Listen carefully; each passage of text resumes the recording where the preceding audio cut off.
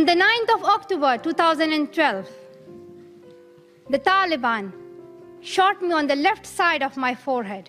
The terrorists thought that they would change my aims and stop my ambitions. But nothing changed in my life except this. Weakness, fear, and hopelessness died.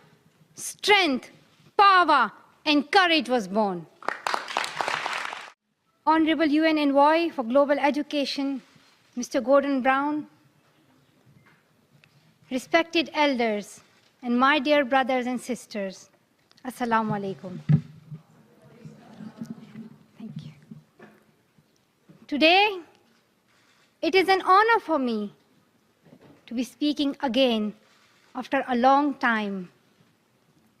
Being here with such honorable people is a great moment in my life. And it's an honor for me that today I'm wearing a shawl of Benazir Bhutto Shaheed. I don't know where to begin my speech. I don't know what people would be expecting me to say. But first of all, thank you to God, for whom we all are equal.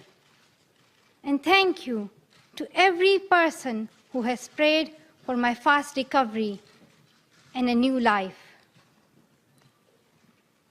I cannot believe how much love people have shown me.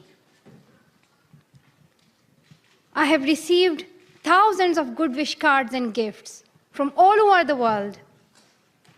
Thank you to all of them. Thank you to the children whose innocent words encouraged me. Thank you to my elders whose prayers strengthened me. I would like to thank my nurses, doctors, and the staff of the hospitals in Pakistan, in the UK, in the UAE government, who have helped me to get better and recover my strength.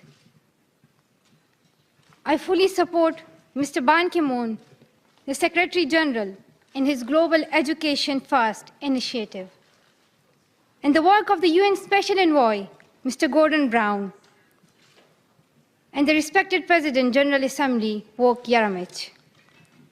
I thank all of them for their leadership that they continue to give. They continue to inspire all of us to action. Dear brothers and sisters,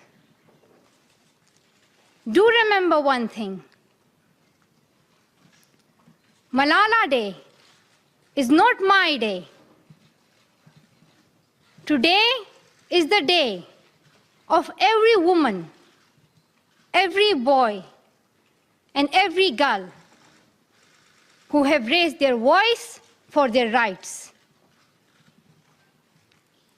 There are hundreds of human rights activists and social workers who are not only speaking for their rights, but who are struggling to achieve their goal of peace, education, and equality. Thousands of people have been killed by the terrorists, and millions have been injured. I'm just one of them. So here I stand. One girl among many. I speak not for myself, but for those without voice can be heard.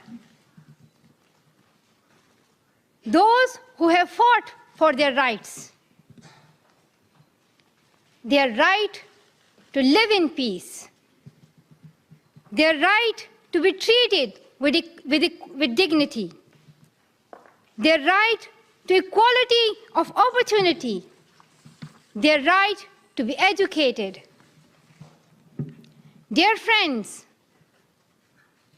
on the 9th of October 2012, the Taliban shot me on the left side of my forehead.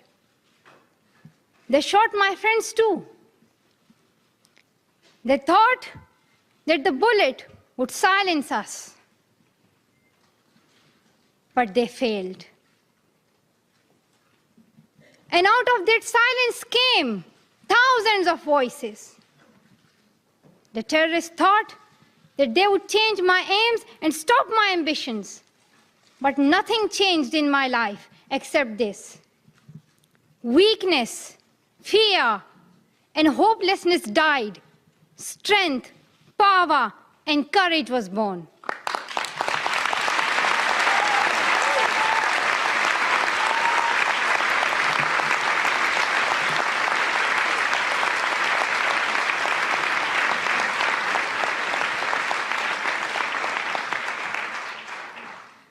I am the same Malala.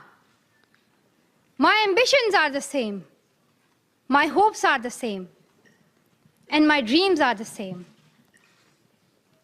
Dear sisters and brothers, I'm not against anyone. Neither am I here to speak in terms of personal revenge against the Taliban or any other terrorist group. I'm here to speak up for the right of education of every child.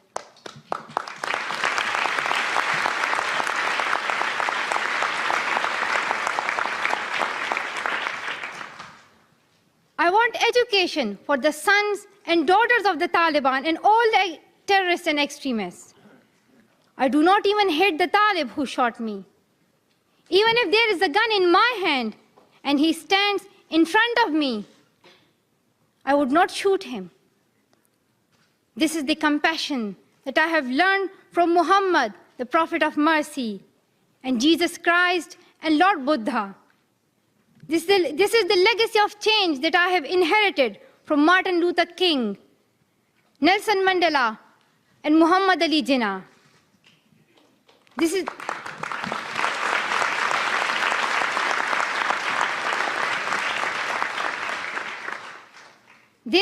the philosophy of non-violence that I have learned from Gandhiji, Bacha Khan, and Mother Teresa. And this is the forgiveness that I have learned from my father and from my mother. And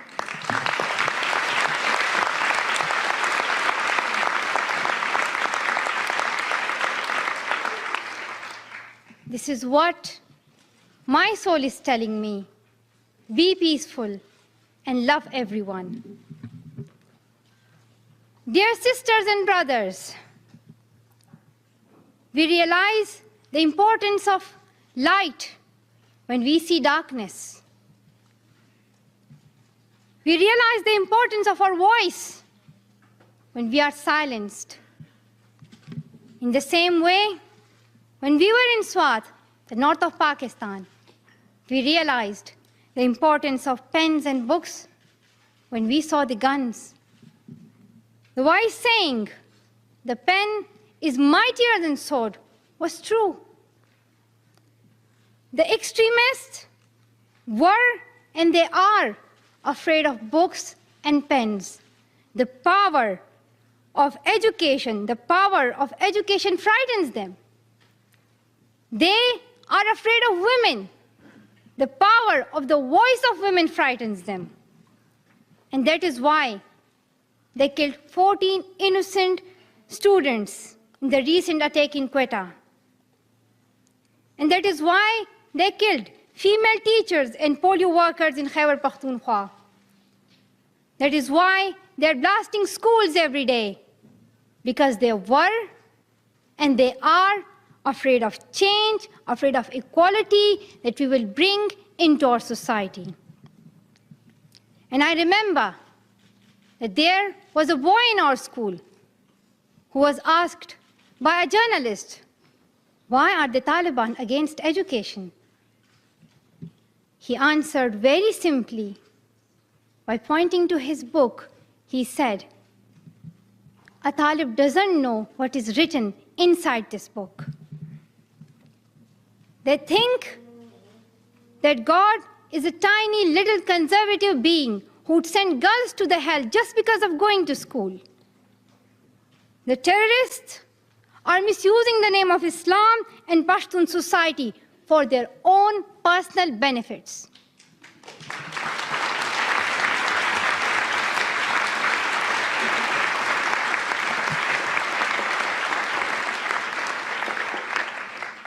Pakistan is a peace-loving democratic country. Pashtuns want education for their daughters and sons. And Islam is a religion of peace, humanity, and brotherhood. Islam says it's not only each child's right to get education, rather it's their duty and responsibility. Honorable Secretary General, peace is necessary for education. In many parts of the world, especially Pakistan and Afghanistan, terrorism, wars, and conflicts stop children to go to their schools. We are really tired of these wars. Women and children are suffering in many ways in many parts of the world. In India, innocent and poor children are victims of child labor. Many schools have been destroyed in Nigeria. People in Afghanistan have been affected by the hurdles of extremism for decades. Young girls have to do domestic child labor and are forced to get married at early age. Poverty, ignorance, injustice, racism, and the deprivation of basic rights are the main problem faced by both men and women. Dear fellows, today I'm focusing on women's rights and girls' education because they're suffering the most. There was a time when women social activists asked men to stand up for their rights, but this time we will do it by ourselves.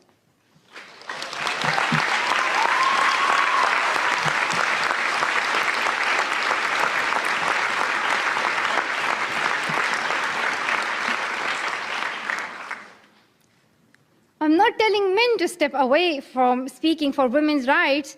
Rather, I'm focusing on women to be independent, to fight for themselves. So, dear sisters and brothers, now it's time to speak up. So today, we call upon the world leaders to change their strategic policies in favor of peace and prosperity. We call upon the world leaders that all the peace deals must protect women's and children's rights. A deal that goes against the rights of women is unacceptable.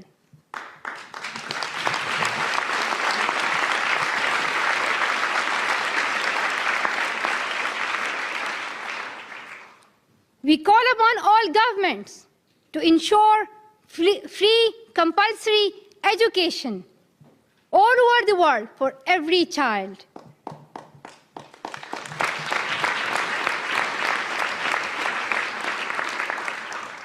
We call upon all the governments to fight against terrorism and violence, to protect children from brutality and harm. We call upon the developed nations to support the expansion of educational opportunities for girls in the developing world. We call upon all the communities to be tolerant, to reject prejudice based on caste, creed, sect, color, religion, or gender, to ensure freedom and equality for women so that they can flourish. We cannot all succeed when half of us are held back. We call upon our sisters around the world to be brave, to embrace the strength within themselves and realize their full potential. Dear brothers and sisters, we want schools and education for every child's bright future. We will continue our journey to our destination of peace and education. No one can stop us. We will speak up for our rights, and we will bring change through our voice. We believe in the power and the strength of our words. Our words can change the whole world because we are all together, united for the cause of education. And if we want to achieve our goal, then let us empower ourselves with the weapon of knowledge. And let us shield ourselves with unity and togetherness. Dear brothers and sisters, we must not forget that millions of people are suffering from poverty, injustice, and ignorance. We must not forget that millions of children are out of their schools. We must not forget that our sisters and brothers are waiting for a bright, peaceful future. So let us wage a global struggle against illiteracy, poverty, and terrorism. Let us pick up our books and our pens. They are our most powerful weapons. One child, one teacher, one book, and one pen can change the world. Education is the only solution. Education first. Thank you.